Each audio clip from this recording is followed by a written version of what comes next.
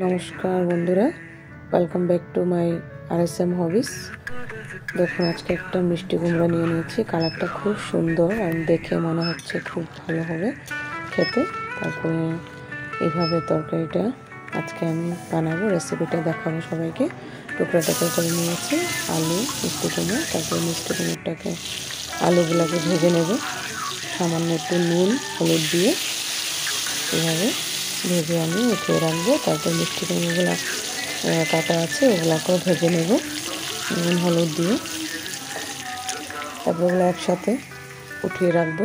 দেখুন, মিষ্টি কুমড়োর কালারটা খুবই সুন্দর আর দেখলে মনে হয় যে খুব ভালো হবে খেতে, খুব টেস্ট হবে। মিষ্টি কুমড়োটা আগের থেকে দেখলেই বোঝা যায় যে কী হবে খেতে, ভালো লাগবে কি না। তা আশা করি এই মিষ্টি কুমড়োটা খুব ভালো লাগবে খেতে। তারপরে মিষ্টি কুমড়োটাকে এইভাবে টুকরা করে আমি এইভাবে ভেজে নিয়েছি। এখন এটা ভেজে আমি তারপরে সব উঠিয়ে রাখবো একসাথে। আলু ভেজে নিয়েছি, ফোড়ন দিয়ে দেবো জিরে, গোটে জিরে,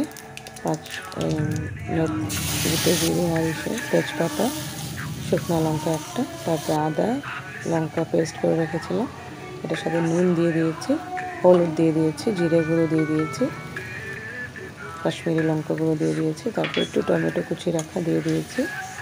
তারপর এইভাবে খুব সুন্দর করে এটাকে ভেজে নেব। দেখুন, টমেটোগুলো যেন গলে যায় এইভাবে আমি ভেজে নেব সুন্দর করে। তারপরে ভেজে রাখা আলু আর মিষ্টি কুমড়োগুলো এইভাবে দিয়ে দিচ্ছি। ভালো করে নাড়িয়ে চাড়িয়ে যেন মশলাটা খুব সুন্দর করে মিক্স আপ হয়ে যায়, এইভাবে নাড়িয়ে তারপর সামান্য একটু পরিমাণে জল দেবো। আপনার যদি ঝোলটা বেশি লাগে তবে বেশি পরিমাণে জল দিতে পারেন, তবে আমি সামান্য পরিমাণে জল দিয়েছি সিদ্ধ হওয়ার জন্য আলুটা এই মিষ্টি কুমড়াগুলো। আপনারা এটা লুচি, রুটি বা গরম গরম ভাতের সাথেও খেতে পারেন, খুব দারুণ লাগে। এইভাবে জল অ্যাড করে দিয়েছি।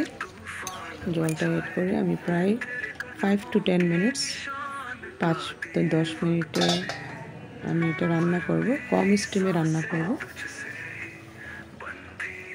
আলু আর মিষ্টি কুমড়োগুলো অনেক সিদ্ধ হয়ে যায়। তারপরে এইভাবে দেখুন রান্না হওয়ার পরে এইভাবে লুকসটা খুব সুন্দর একটা কালার আসছে। মিষ্টি কুমড়োটাই ভালো, ওই জন্য তরকারিটার কালারটাও খুব সুন্দর আসছে। একটু চিনি দিয়ে দিয়েছি, যেহেতু নিরামিষ তরকারি ওই জন্য চিনিটা দিয়ে দিলে ভালো লাগবে। ঘি একটু দিয়ে দিয়েছি, তারপর একটু গরম মশলা একটু দিয়ে দিয়েছি, সুন্দর একটা গন্ধ আসে। দেখুন, তরকারিটা প্রায় আমার রান্না কমপ্লিট হয়ে গেল। যদি ভালো লাগে নিশ্চয়ই আপনারা ট্রাই করবেন, আমার চ্যানেলটাকে সাবস্ক্রাইব করবেন। থ্যাংক ইউ সবাইকে দেখার জন্য।